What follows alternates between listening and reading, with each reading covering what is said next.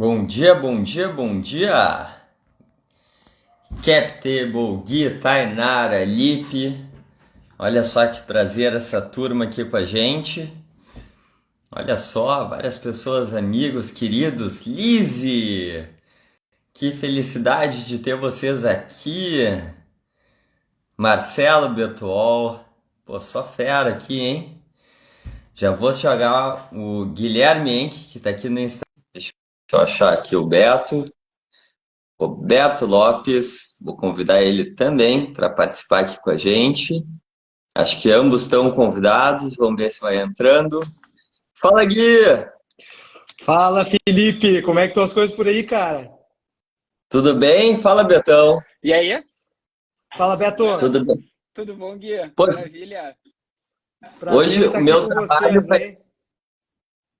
Coisa boa, cara. A gente tá felizão com a tua presença aí. Loucos pra te ouvir, loucos pra te ouvir. E eu pra ouvir vocês, né? Acho que vai ser uma bela conversa aqui entre nós.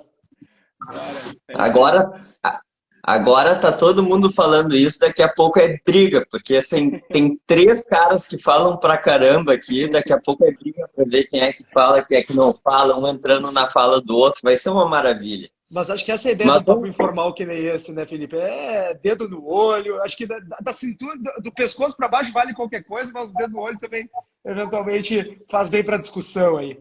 Eu fiquei me Se a perguntando aqui, gente Felipe, que parte do mundo tu estás que tu entrou no vídeo aqui dando bom dia. Deve estar lá pro Hong Kong, Macau, Beijing. Tá no luxo, homem, né? Se eu te disser que eu não almocei hoje, cara, Então, para ti ainda bom dia. Para ti ainda bom dia. Tudo certo. exatamente, A gente respeita a não, tradição. exatamente. Até vou ver que fica melhor com uma luz aqui que tá aqui no meu rosto ou sem.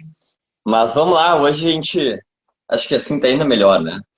E aproveitando aqui do A meu lado gente, também, vai fazer aquele teste básico aqui, áudio bom, vídeo bom, como é que estão as coisas? tudo certo, tudo certo. Beleza, então vamos embora. Então vamos embora. Mas a gente está num contexto super interessante, porque nos últimos anos a gente vê o mercado com uma liquidez de capital enorme, ou seja, com muito dinheiro para se investir em startups, com o mercado de novas empresas, empresas de tecnologias bombando, com o mercado de profissionais de tecnologia super escasso, porque todas as empresas tendo uma oferta de empregos gigantesca, a ponto do mercado ficar totalmente comprometido em relação, né, com uma escassez muito grande de profissionais para trabalhar nesses mercados, e daqui a pouco a gente começa a ter estímulos econômicos que começam a trocar totalmente a figura, né? E aí nós trouxemos esse tema para tentar entender de fato o que isso impacta nas nossas vidas, seja como profissionais que trabalham com inovação, com tecnologia, em mercados um pouco mais consolidados. Para quem não conhece aqui, nós chamamos o Guilherme Henke, que é CEO da CapTable. Até, Gui, vou pedir para te falar um pouquinho sobre a CapTable antes mesmo de entrar no tema. O Beto, que é nosso sócio, Head de Inovação da Beta House. E vamos trocar um papo. A gente tem até às 7 horas para a gente tentar aprofundar esse tema aí o máximo possível. Gui, por favor. Beleza, Felipe, muito obrigado, né? Acho que um disclaimer a ser feito é que qualquer coisa que a gente falar um do outro aqui é porque somos amigos de longa data, acima de tudo, e agora também parceiros de mercado, né? Viemos atuar os dois aí no mercado de inovação, de tecnologia, né? E eu particularmente, Felipe, até me apresentando aqui para o pessoal, Guilherme Henke, muito prazer. Eu sou engenheiro de formação, mas eu tive toda a minha carreira ligada ao mercado financeiro até aqui. Então, já fiz um pouquinho de tudo no mercado financeiro.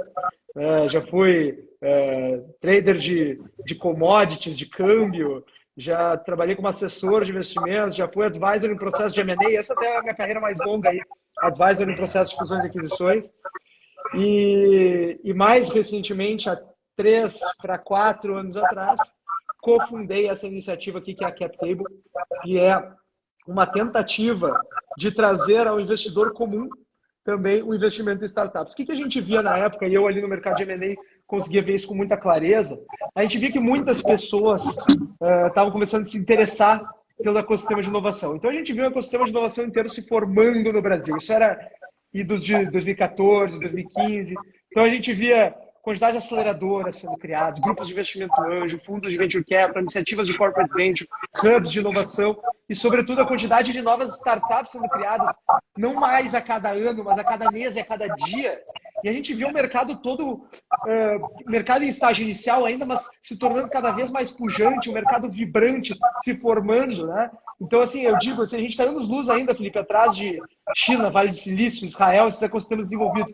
Mas a velocidade com que o ecossistema de inovação brasileiro se desenvolveu e vem se desenvolvendo é impressionante. É muito mais rápido do que a velocidade com que esses ecossistemas mais desenvolvidos se desenvolveram. E a gente via todo esse cenário se formando, só que faltava um player que organizasse as informações desse setor, assim como a Bolsa de Valores organiza as informações de investimentos para o mercado tradicional. Quer dizer, onde é que eu vou se eu quero investir numa grande empresa? Eu vou lá na Bolsa e eu encontro todas as empresas para investir. Onde é que eu vou se eu quero investir numa startup? É um pouquinho mais complicado, né? Então a gente pensou num player para organizar as informações desse mercado. Bom, vamos criar uma plataforma de conexão entre investidores e empreendedores, né? E essa foi a grande ideia por trás da CapTable. E o que a gente começou a imaginar é que quem seria o player a ser conectado, né? E a gente percebeu que o grande investidor, os investidores institucionais, eles já acessavam essa classe de ativo. Eles já estavam ganhando rios de dinheiro investindo em startups.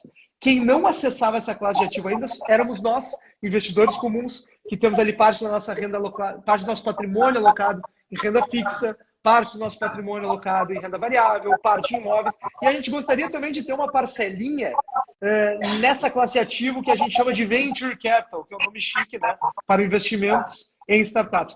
E aí que a gente cria o primeiro produto da CapTable, que é uma plataforma de oferta pública. E na sequência a gente cria mais 2, 3, 4 produtos, mas sobre isso a gente pode falar mais na sequência para não me alongar demais a explicação aqui.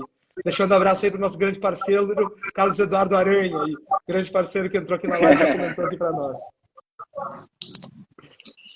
Maravilha. Obrigado, Gui. Obrigado pela tua introdução. E vou pedir para que o Beto, sem delongas, já entre no assunto. Beto, o que tu está vendo de mudanças nesse mercado? Como é que isso está sendo percebido pelos nossos parceiros de negócio? O que tu vem tratando junto com, por exemplo, a iFood, que é um cliente nosso e que está demandando uma série de análises, estudos, etc., sobre o que vem acontecendo, né? Maravilha, maravilha. Eu vou tomar 30 segundos só para dizer que eu sou um grande entusiasta de CapTable. E, cara, e o Felipe já começou a rir, que ele já ficou nervoso aqui. Vai ser 30 segundos, não mais do que isso. Mas, cara, de alguma forma, a história da CapTable se mistura com a minha história como advogado, que eu sou advogado de formação. E lá atrás, eu era muito conectado com o Paulo Deitos no projeto daquilo que veio a ser hoje a CapTable. Então, cara, é muito legal. A gente brigou muito juntos em prol disso, no momento em que, cara, literalmente era mato para tudo que é lado. Eu lembro de reuniões que nós fizemos na CVM, saímos de lá instigados a redigir a instrução normativa sobre esse tema em 2012. Então, de fato, cara, é um tema que me toca muito e que eu acho muito legal de ver 10 anos depois isso, de fato, super desenvolvido e rodando de uma maneira muito legal. Então, cara, fantástico. Demais, assim, é muito bom, cara, ver isso tudo acontecendo e assumindo um nível de maturidade importante também. Tem a tua mãozinha aqui também, então. Tem, de alguma forma tem. Sensacional. Mas, cara, o que a gente está vendo, né, Beck? E sim, o iFood é um cliente super importante que a gente tem trocado muito a respeito desses movimentos também. Existe um contexto macroeconômico muito importante que, de alguma forma, está mudando até mesmo a lógica de como os investimentos vinham fazendo. O Gui depois pode trazer os seus pontos também, especificamente em relação a esse tema, mas numa lógica em que, de fato, a gente tem uma inflação níveis altos e representativos na perspectiva global, algo que até muito pouco tempo atrás era inimaginável. Uma taxa de juros de alguma forma aumentando também, que parece que aqueles investimentos de risco passam a fazer menos sentido do que até pouco tempo atrás se faz. E uma guerra em pleno 1/4 de novo século já transcorrido, cara, isso tudo deixa todo mundo muito assustado, né? Então, dentro dessa grande perspectiva mais macroeconômica, assim, nós começamos a ver fundos, aceleradoras, investidores muito mais preocupados com o desfecho disso tudo ou com a imprevisibilidade do que poderia acontecer. Que, cara, para aí. era fundo orientando suas investidas a segurar dinheiro, eram outros fundos investindo muito, botando muito menos dinheiro do que estavam acostumados a pôr, expectativas de recebíveis por parte das empresas, sejam big techs ou mesmo de pequeno e médio porte, recebendo muito menos daquela expectativa inicial. E daí é muito bacana porque dentro desse alvoroço e num contraponto daquela abundância que a gente tinha até muito pouco tempo atrás, a lógica parece que começa a mudar. E daí aquela lógica até mesmo dos negócios que queriam crescer a todo custo, um crescimento agressivo, queimando caixa, independente do que fosse, para ganhar market share, numa lógica de que o winner takes all, parece que de alguma forma começa a mexer. E daí a gente vê novos conceitos de startup camelo que foca mais em sustentabilidade, foca numa cultura forte, foca em de fato olhar para o resultado, começa a vir. E, cara, a realidade é que a gente vive hoje, então, um momento que não se sabe se a gente teve um turning point e que aquela máxima de crescer a todo custo não vai mais acontecer, ou se daqui a pouco a gente deu uma travada para olhar para esses negócios mais sustentáveis, mas lá na frente daqui a pouco isso volta. Então, a realidade é que não existe resposta certa, mas um mercado que, de fato, num contexto absolutamente imprevisível, a gente precisa acompanhar muito de perto, porque isso impacta não só essas big techs e startups em geral, mas os segmentos tradicionais também. Porque existe menos dinheiro na mesa. Existe uma imprevisibilidade muito grande que está todo mundo muito preocupado com o que vai acontecer e daqui a pouco isso tudo faz com que as pessoas pensem 20, 30, 40 vezes mais antes de fazer movimentos importantes e que necessariamente precisam ser feitos diante desse mundo em transformação e absolutamente complexo e imprevisível que a gente vive. Eu não sei, Gui, qual é a tua opinião sobre isso, mas, cara, me parece que tem um turning point importante acontecendo, não só nessa lógica de investimentos, mas também numa lógica econômica de Rússia e China contra o resto do mundo, algo que valha, né? Sem dúvida, Beto, sem dúvida. Eu acho que assim, eu tenho menos condições de dar uma opinião do impacto geopolítico e tudo isso. Eu consigo mais dar uma olhada. Desculpa, eu não sei quem de vocês está dando um feedback aí, só se puder colocar o microfone no mudo ali de repente. Acho que era o Beto, aqui. Mas enfim, eu consigo dar uma opinião maior aí sobre a questão de como é que isso impacta mercados, como as variáveis macroeconômicas e os movimentos de negócio das empresas impactam mercados. Dando um passo atrás até aqui, Beto, para que quem não está muito acostumado com esse ecossistema de inovação possa também acompanhar o que eu vou falar na sequência. Bom, modelo tradicional, empresas tradicionais, elas têm o seu faturamento, do seu faturamento se deduz seus custos, suas despesas, sobra o bottom line, sobra o lucro, né, e elas podem usar isso para reinvestir na operação, né, ou ainda acima algumas linhas ali do lucro podem usar linhas de investimentos, né, para expandir a sua operação, vamos ser mais assertivo aqui. Uma startup, ela decide fazer um pouquinho diferente. Por quê? Porque ela chega num formato de entrega do seu produto ou serviço que ele tem duas palavrinhas mágicas: repetível e escalável. Ele tem repetibilidade e escalabilidade. Ou seja, quando o custo marginal tende a zero. O que é custo marginal? É um custo para eu entregar uma unidade a mais do meu produto, do meu serviço. Deixa eu dar um exemplo aqui para vocês. Pô, o Spotify, é um exemplo que eu sempre gosto de usar. Quem já me escutou falando por aí vai cansar de ouvir essa parte aqui. O Spotify deve ter gastado muito dinheiro, rios de dinheiro, para ter colocado absolutamente todas as músicas do planeta dentro dos seus servidores. Agora, uma vez que essas músicas todas estavam lá, o custo de atender um cliente, 2 clientes ou 3 clientes, ele é exatamente igual. O custo de atender 10 mil clientes ou atender 10 milhões de clientes, ele é muito parecido, ele cresce na margem, ele não cresce na mesma proporção que as receitas. Então, ele criou uma forma repetível e escalável de entregar o seu produto. Então, as startups, elas criaram a seguinte lógica: deixa eu queimar todo o dinheiro que eu gero aqui para crescer. E além de queimar o dinheiro que eu gero, quem sabe eu não posso entregar participação societária em troca de capital de terceiros para investir mais ainda no meu crescimento. Porque lá na frente, quando eu tiver uma receita de 10 milhões, só para ficar no exemplo que eu dei do Spotify, né? De 10 milhões de clientes, sei lá, uma receita de, vamos imaginar um ticket médio aí de 10 reais, uma receita de 100 milhões de reais, aí eu seguro o meu crescimento e eu vou passar a vomitar a caixa, a vomitar lucro de uma forma nunca antes vista. Essa é a lógica das startups. E foi assim que foi feito uma boa parte do tempo. O que aconteceu? Os nossos amigos banqueiros centrais, aquela turma que não sabe cuidar da nossa moeda, decidiu fazer lambança. Claro que eles têm os argumentos deles, eu tenho os meus, mas enfim, a turma decidiu emitir dinheiro à torto e à direita. E aí o que aconteceu? A gente começa a distorcer a tomada de decisão do empreendedor. O cálculo empreendedorial, o cálculo econômico passa a ficar distorcido.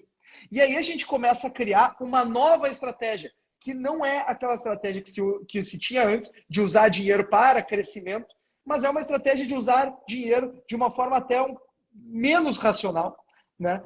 Sabendo que ali na frente virá uma próxima rodada. É inevitável que virá uma próxima rodada. Então eu não preciso tomar as mais racionais das decisões para assegurar uma próxima rodada. E aí, Beto, é o que me pergunto, o período de cash burn acabou? Para quem não conhece termos do mercado, cash burn é justamente essa estratégia de queimar caixa com a ideia de crescer. Né? E aí eu comento, tem dois tipos de cash burn. A gente sempre teve dois tipos de cash burn. O primeiro cash burn é aquele cash burn da empresa saudável, que tem unit economics saudáveis, ou seja, que tem um custo de aquisição de clientes X, que tem um LTV, ou seja, o quanto de dinheiro um cliente deixa ao longo da sua vida útil como cliente no caixa da startup. Tem um LTV Y. Esse LTV é bem maior que esse CAC. Então, portanto, ele sabe que cada real que ele usa para adquirir cliente, ele está ganhando 3, 5, 10 reais em receita. Então, o unit econômico saudável, né, uma métrica saudável, ele sabe que ele pode ir colocando mais dinheiro, crescendo sua base, até chegar no momento de uma receita bastante robusta e poder desligar a sua maquininha de crescimento e ser superavitário. Esse é o tipo 1 de cash burn. O tipo 2 de cash burn, que a gente viu predominar nos últimos anos, é aquele tipo de cash burn que é para contratar gente, para infraestrutura, para mostrar métricas para o mercado de que estamos com 800, 1.200, 1.500 funcionários. Né? Eu brinco, até estava brincando recentemente aí, para botar tobogã de um andar para outro da startup, para a turma descer, botar bebedor de Red Bull, né? Fazer todo aquele showzinho, aquelas firulas, né, que a gente viu acontecer ao longo desses últimos anos no mercado. Enfim, esse tipo de cash burn, felizmente, Beto, morreu e espero que nunca mais volte. Então, e o cash burn saudável, de queima de recursos, para crescimento sustentável, quando eu tiver uma crise, quando eu tiver um período um pouquinho mais difícil, eu desligo a maquininha de crescimento. Esse eu espero que continue, porque esse crescimento calculado, ele é importante para o mundo das startups. É claro, todo mundo está com medo. Agora a gente não sabe o que diferenciar o cash burn 1 do cash burn 2. A gente vai tirar o pé. Vamos deixar as melancias se acomodarem para depois a gente retornar. Então tem muito de market psychology aí. Todo esse inverno das startups, como tem se chamado, tem a ver com o aumento da taxa de juros, aumento do custo de oportunidade de capital. Claro que tem. Mas tem também uma psicologia de mercado aí que está todo mundo meio com medo, esperando o que o outro vai fazer antes de se posicionar. Então eu estou vendo dessa forma, Beto. É claro que a gente vai ter um arrefecimento, mas eu estou reputando um arrefecimento muito saudável, um arrefecimento que é necessário, uma seleção natural para a gente voltar a momentos de normalidade. Porque esse excesso de capital nos levou para momentos que não eram normais, para momentos de tomada de decisão muito irracional da parte do empreendedor.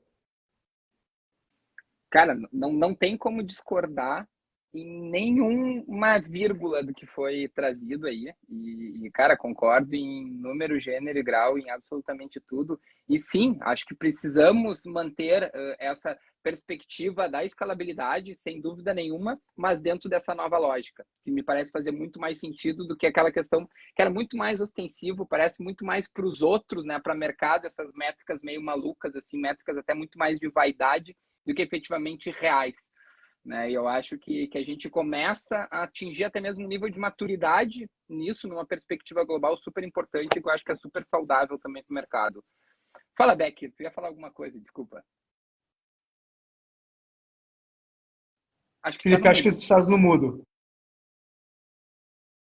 E a ressaltar justamente esse ponto de vista, esse viés positivo que uma mudança como essa possa gerar, porque talvez os múltiplos, né, o volume de dinheiro exacerbado do mercado estava provocando empreendedores não tão Empreendedor tem que fechar a conta, né? Mais cedo ou mais tarde, o empreendedor tem que fechar a conta. Então, assim, estava provocando empreendedores, a lá Adam Millman, que acha que dinheiro nunca vai acabar, que é crescer, crescer, crescer, sem um dia pensar em que a conta tem que gerar.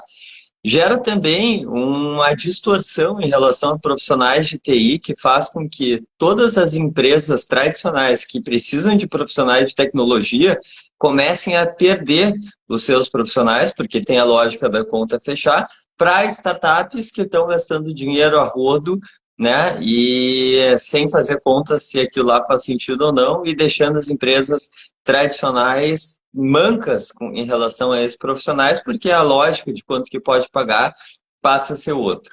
A própria indústria tradicional, que é uma indústria também saudável, sadia, milenar, passa a ser visto também com um pouco mais de bons olhos, porque a atenção ela sai daquele foco das startups e volta também, né, para aquelas empresas que historicamente têm feito a conta fechar. E segundo, e por último, eu trago até um ponto que eu queria ouvir um pouco o Beto e o Gui sobre isso, porque a gente tem dentro do mercado de compra de startups, de investimento em startups, os investidores, pessoa física, né, que vão lá e compram participações em startups, e tem também as empresas que compram participações em startup através de estratégias de CVC, né, de Corporate Venture Capital. E dentro desse contexto, essas startups elas começam a incorrer em múltiplos, né, em valores um pouco mais lógicos, vamos dizer assim, né? É difícil às vezes achar adjetivos dentro desse contexto, mas de múltiplos um pouco mais lógicos. Como é que fica, Gui, toda essa questão? A gente passa a ter menos investidores, a gente passa a ter investidores olhando por outras métricas, a gente passa a ter um nível de cautela menor, ou então o investidor entende que por mais que o momento mudou, ele precisa ser sua parcela lá de investimento, de risco, e isso não vai mudar, e agora com os múltiplos mais baixos, valores mais baixos, dá para investir até mais. Como é que tu está vendo o mercado para quem de fato está empreendendo, está com jornadas de negócios baseados nessa modelagem de negócio? Bom, se a gente olha, Felipe, para o mercado de venture capital tradicional, para os grandes fundos, das grandes gestoras de venture capital, eu acho que tem alguns efeitos para concorrentes aí. O primeiro deles é, sem dúvida, uma limitação do capital que está fluindo hoje para o venture capital. Principalmente porque o principal capital de venture capital que tem no Brasil é capital dos Estados Unidos, é capital de fora, que irriga o nosso venture capital aqui. Hoje é a principal fonte. E a principal fonte do venture capital americano, que por sua vez vem irrigar o brasileiro, é fundos de pensão e fundos de endowment. E uma alteração de 0,5% nas taxas de juros soberanas movimenta todos os modelos de alocação dessa turma, né, que vão tirar de ativos mais arriscados e transferir esse capital para ativos onde se toma menos risco, até porque agora, risk adjusted, vale mais a pena eu estar num ativo um pouco mais seguro, já que eu estou tendo uma rentabilidade marginalmente maior do que eu tinha antes. Agora, a gente teve um ajuste maior do que 0,5% nas taxas de juros, né? Então, imagina o que aconteceu com o modelo dessa turma aí, né? Então, primeiro, tem menos capital indo irrigar os fundos que depois movimentam o venture capital brasileiro.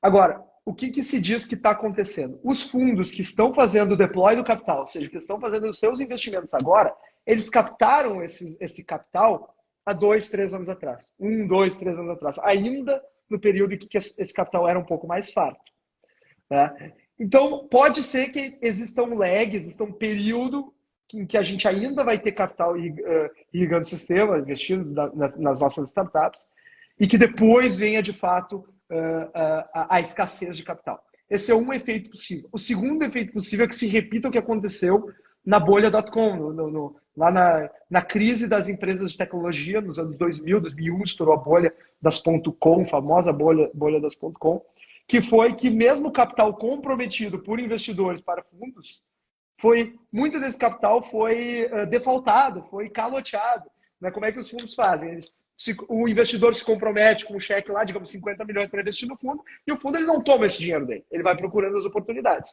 No momento que ele acha uma startup, ele chama o capital, capital call, ele chama o capital, para então fazer o deploy naquela startup. E muitos desses commitments que a gente chama, desses comprometimentos de capital, compromissos de capital dos investidores com os fundos, foram defaultados lá na bolha das .com. Né? Enfim, a gente não sabe se isso eventualmente não pode acontecer de novo nesse período. Quando a gente fala que existe dry powder, existe muito capital na mão dos fundos para alocar, não é que o dinheiro esteja na conta vinculado ao fundo, é que o dinheiro está na conta do investidor, mas comprometido para o fundo. Então, também é um efeito possível da gente observar. Mas, como eu falei, existe esse efeito de market psychology muito forte, que já está todo mundo segurando um pouco a mão, a gente já vê os números. Né? A gente viu aqui, ó, até trouxe os números aqui. Em 2017, 2,8 milhões investidos em startups no Brasil. Bilhões, desculpa. 2,8. 2018, 5,1 bilhão. 5,1 bilhões, desculpa. 5,1 bilhões. 2019, nós quase dobramos, fomos a 9 bilhões. 2020, 18 bilhões. E 2021, 50 bilhões investidos em venture capital no Brasil. Se a gente acha muito um mercado que cresce 10, 15, 20% ao ano com consistência, imagina um mercado que em 5 anos vai de 2,8 bilhões para 50 bilhões. Quais os efeitos desse crescimento desenfreado? Né? Então, eu estou curioso para ver esse número de 22, Felipe e Beto, que eu acho que vai ser bastante menor. Tá? Aí tu comentasse um ponto de vista interessante. Corporações, os corporate venture capital, a turma que está investindo em startups. Esses caras, em tese, eles têm um outro apetite. Não é o apetite de ganhos financeiros, mas o apetite de ganhos sinérgicos e estratégicos. E pelo menos pelo nosso termômetro aqui na QTable, nós temos também o nosso produto de venture capital, de corporate venture capital. A gente atende empresas para fazer investimentos em startups. Isso tem se tornado cada vez mais intenso na contramão do mercado de VC tradicional. Cada vez mais grandes empresas estão buscando investir em startups, até porque agora, de fato, os valuations ficaram um pouco mais atrativos. Beto, e dentro desse contexto, Beto, o que a gente faz? Nós, como investidores, a tua opinião, quero saber a tua opinião hoje. Tu tá mais para comprar porque o mercado tá na baixa, tu tá mais para segurar porque vale a pena mais entrar em renda fixa hoje, tá olhando outro tipo de ativos. O que tu tá pensando em fazer com o teu dinheiro? Qual é a tua lógica financeira dentro desse contexto? Essa é a pergunta de muitos milhões, não no meu caso especificamente, né, mas do que fazer. Cara, vamos lá, eu historicamente sempre fui uma pessoa muito mais para ser conservador do que arriscado. Eu conheço umas pessoas, uns caras aí que trabalham com 10, 20, 30 em cripto do seu investimento. Então, assim, cara, tem louco para tudo aí. Mas brincadeiras à parte, cara, eu acho que eu gosto de observar muito esse momento que a gente está vivendo. De fato, eu acho que é um momento muito de observar. O Cadu, que estava por aqui, não sei se ele ainda está, pode trazer até algum relato de como a SLC hoje se posiciona, né? E essa questão de investir por sinergia e para aprender, principalmente na borda do seu core, é uma coisa muito legal e que, pô, a gente conhece super bem aí o case deles e o quanto eles estão, de fato, aprendendo e gerando valor para dentro do negócio. Mas me parece que, de fato, a gente hoje precisa observar muito o que está acontecendo. Eu gosto muito da diversificação de investimentos e a CapTable é uma super plataforma para quem quer começar a experimentar isso e fazendo um jabá aqui não pela presença do Gui, mas muito mais pelo contexto das pessoas começarem a tangibilizar um pouco mais como é que funciona esse mercado, numa perspectiva menor do que daqui a um pouco colocando dinheiro na bolsa, que tem um controle ainda mais distante, mas sendo efetivamente, de alguma forma, sócio de negócios que tem uma possibilidade de ganhar escala e, consequentemente, trazer um resultado financeiro também super importante. Mas eu vejo, sem fugir da pergunta, né, Beck, e tentando ser bem objetivo, assim, me parece que, sim, a gente está vivendo um momento de virada super importante. Eu acredito muito, eu concordo, como eu falei, com todas as palavras que o Gui trouxe, nessa lógica de que, cara, aquilo de cash burn para crescer, ganhar número de usuários e tudo mais, não parece fazer sentido. Se até pouco tempo atrás as poucas vozes que traziam isso para a mesa eram abafadas pela abundância do mercado, hoje em dia parece que sim, a galera está olhando mais para isso. E eu não sei o quanto a gente não começa a preparar o mercado até mesmo para as novas gerações que vêm com uma pegada muito mais de sustentabilidade, de olhar para impacto, de olhar para entrega de valor no final do dia, do que simplesmente um crescimento exponencial com CEOs cheio de pirotecnias e extravagâncias, né? Então, me parece que hoje a gente deve observar, se valer de alternativas de investimento que tem muitas coisas boas, e mais uma vez, eu acho que a Apteba é uma super plataforma para quem quer começar a experimentar isso verdadeiramente, mas que a gente parece estar virando a chave para um momento muito especial de maturidade, de negócios que entregam valor, mas que além de entregar valor, retirar atritos importantes na jornada, entregar experiência foda, no fim do dia devolve dinheiro para os seus investidores. São negócios efetivamente sustentáveis. E me parece que a tendência é de cada vez mais os negócios se direcionem para essa linha. Legal, Beto. Acho que tu trouxeste aqui boas palavras, maturidade, valor. Eu trago mais uma, né? A facilidade de encontrar profissionais de tecnologia que certamente não vão ficar sem seus empregos, mas talvez com valores e que acabam representando muito do custo das empresas, talvez um pouco mais saudáveis, mais corretos. E eu vou te trazer aqui, dentro desse meu contexto, eu que sempre achei startup um ativo muito inflacionado, eu fico muito mais comprador agora do que de fato eu era há pouco tempo atrás. Eu sempre gostei muito desse movimento, mas sempre achei realmente qualquer empresa lá de PowerPoint valia R$ 1 milhão, qualquer empresa minimamente com MVP rolando era 2, 3 e, poxa, o que R$ 100 mil faz com, ou 200 ou 300, etc. Compra uma parcela muito pequena de uma empresa que ainda se provou muito pouco. E eu acho que agora a gente começa a ter alternativas mais maduras, com empreendedores mais organizados em relação aos seus objetivos e um custo para operar essas empresas talvez mais de acordo com a realidade, principalmente quando a gente fala de custos de profissionais de tecnologia. Gui, tu está comprando ou vendendo startup nesse momento, Gui? Eu estava comprando antes e eu sigo comprando com mais afinco ainda agora nesse momento, porque eu acho que, sem dúvida, nós vivemos um momento de valuations inflados no passado. Só que dizer que os valuations estavam inflados é, obviamente, uma generalização. Quando a gente vai olhar ativo a ativo, especificamente, é claro que a gente encontrava também bons ativos, bem precificados, né? Não diria pechinchas, porque value investing em startups não existe, nem é do interesse do investidor praticá-lo. A gente quer pagar o valuation justo para que o empreendedor tenha fôlego de caixa para executar os seus projetos de expansão, né? Então, encontrávamos ativos a bons preços, embora a generalização do mercado sim dava conta de valuations muito esticados, e agora a gente está encontrando boas startups a bons valuations novamente, porque não tem os fundos dispostos a pagar por qualquer coisa competindo por aquele ativo. Então hoje está mais fácil, está mais fértil. E eu concordo com o ponto de negócios que sejam autossustentáveis, negócios que tenham maturidade, que tenham entregas robustas.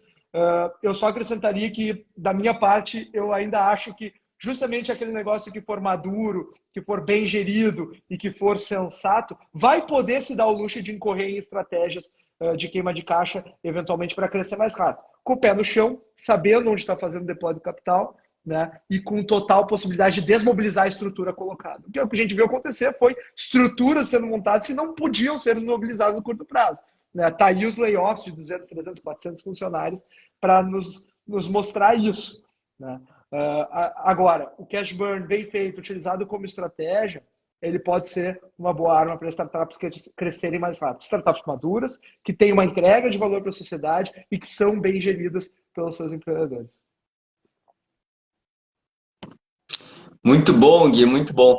Vocês sabem que a gente está começando a rodar uma série dentro da Beta House, em que cada mês a gente tem um assunto macro. Setembro agora a gente vai entrar em estratégia, até já deixo o convite de todos aqueles que estão assistindo aqui, que também vão assistir depois a gravação, seja no nosso Instagram, no nosso Spotify e também no nosso YouTube.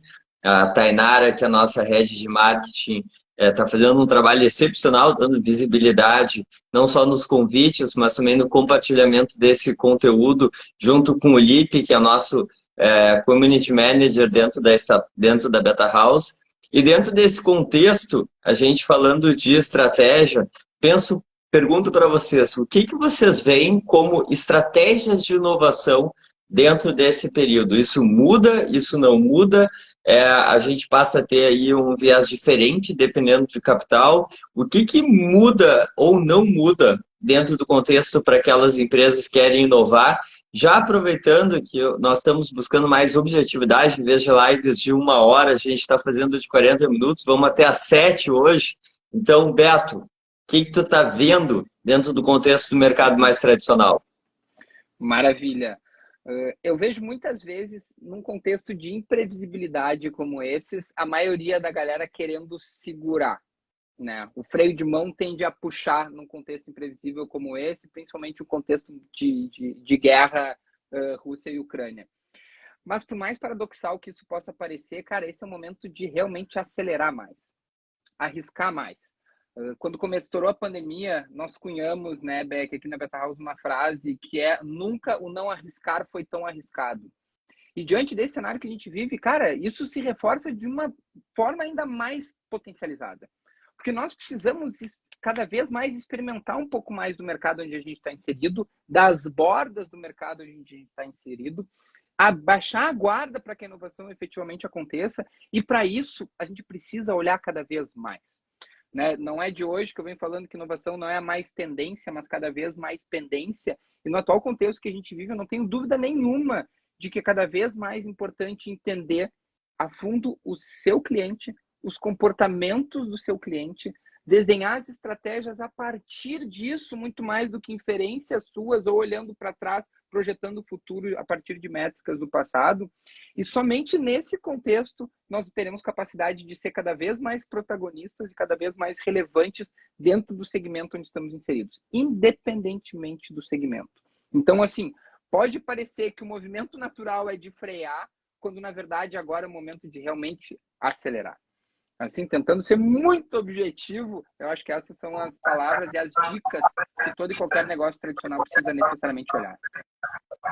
E aí, Gui, é por aí mesmo? É acelerar a inovação ou é frear a inovação? Temos que acelerar, né, Felipe? E Beto, eu gostei muito do inovação, não é tendência, é pendência. Achei muito bom. E eu vou puxar aqui, complementar o que o Beto falou, que eu concordo 100%, né, puxando um pouquinho a brasa para o meu assado, porque eu acho que as grandes empresas americanas, no Brasil a turma está começando a se dar conta, mas as grandes empresas americanas, todas elas já se deram conta que para investir em inovação, muito melhor do que eu alocar budgets milionários dentro do meu setor de P&D, jogar um monte de doutor em vários setores lá dentro, fechados, né, para bolar soluções que o mercado nem sabe se quer. Né? Melhor eu estar conectado com o que está acontecendo no mundo, melhor eu estar fora, circulando por aí, sabendo o que está acontecendo no planeta e me conectando com empreendedores, com pequenas estruturas ali que a gente chama de startups, né, que estão na vanguarda do desenvolvimento de novos métodos, novas tecnologias, novas técnicas e etc.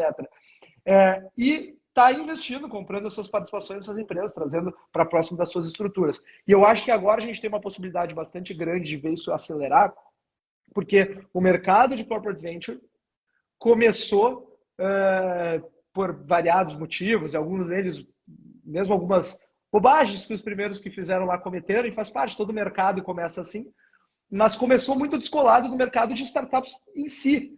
As startups, elas tinham, até de certa forma, um pouco de preconceito, um pouco de medo de se aproximar das grandes corporações, e a gente vem vendo isso paulatinamente sendo quebrado, e agora que essas startups não conseguem se satisfazer completamente apenas com o mercado de venture capital tradicional, elas vão ter que se aproximar das startups, elas vão ter que estar mais próximas dos grandes vão ter que se aproximar das corporações, estar próximas dos grandes players de cada um dos seus setores para conseguir crescer, ter acesso à estrutura, ter acesso a recursos. Isso vai ser muito saudável. Os mercados se imiscuindo vai ser, enfim, muito produtivo para a geração de riqueza no Brasil e no globo.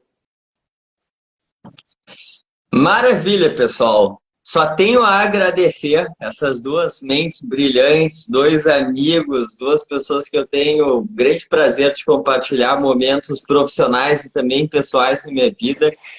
Quisemos trazer aqui, a gente não combinou as pautas justamente para a gente poder trazer aqui visões diferentes, ideias diferentes, mas de qualquer forma eu acho que a gente teve uma conclusão final que foi parecida dos três, em que esse é um momento em que é um momento de oportunidades e que deixar de inovar por conta disso, nem pensar, né? Até porque é justamente quando a gente está saudável como em negócio que a gente pode se dar, entre aspas, o luxo barra a obrigação de pensar no futuro, e aqui entra o nosso papel de contribuir, seja através de consultoria, seja através de educação corporativa ou imersões, que é o caso da Beta House, ou como uma plataforma de investimento em startups, como a CapTable, que pode funcionar muito bem tanto para pessoas físicas quanto para empresas que queiram inovar através desse tipo de investimento. E fica aqui o nosso convite para que todas as empresas e pessoas sejam protagonistas desse movimento de transformação. Beto, Gui, querem dar um alô final? Cara, só quero agradecer a participação da galera aí. Gui, mais uma vez, prazerzão falar contigo, te ouvir, cara, foi realmente assim, acho que em super pouco tempo deu para aprender bastante e sensacional. Obrigado, cara, obrigado mesmo. Roberto, eu que agradeço, pô, foi sensacional aqui trocar ideia contigo. Eu concordei com 100% do que tu falou, assim não tem nem graça. Pô, a gente, né, Felipe, a gente não ficou faltando, a única coisa que ficou faltando aqui foi aquela briga, né, que a gente tinha combinado de fazer, né, o dedo no olho e tal, que a gente tinha combinado de fazer lá no início da live, mas não tem problema, a gente deixa para a próxima live aí, mas aí não pode faltar. Eu queria agradecer vocês aí da Beta House pelo convite, para mim é um super prazer, eu sou fã da Beta House, vocês sabem disso. Acompanhei também um pouquinho da gênese, né, do negócio, estive sempre conversando bem próximo aí do Felipe. Então, sensacional ver vocês, tudo que vocês alcançaram, o nível que vocês estão, gerando valor, muito valor para muita gente aí na sociedade. E da minha parte só posso agradecer e me deixar à disposição para participar sempre que convidado, vai ser um prazer, estarei aqui com vocês. E deixar um convite para o pessoal que está vendo a live pelo Instagram da CapTable, seguir a Beta House, para o pessoal que está vendo a live pelo Instagram da Beta House, seguir a CapTable.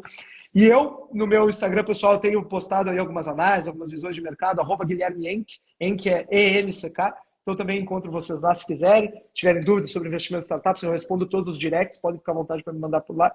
E no mais, pessoal, só dar boa noite para todo mundo e agradecer a todo mundo que tem nos assistindo, nos acompanhando até aqui. Maravilha, Gui, maravilha, Beto. Obrigado, pessoal, todo mundo que esteve aqui. Foi um prazer compartilhar essa conversa com vocês e fiquem ligados aí que na sequência a gente tem outros papos fantásticos como esse. Um abraço, um beijo a todos e até a próxima. Valeu, Gui, valeu, Beto, valeu, pessoal. Até a próxima. Valeu!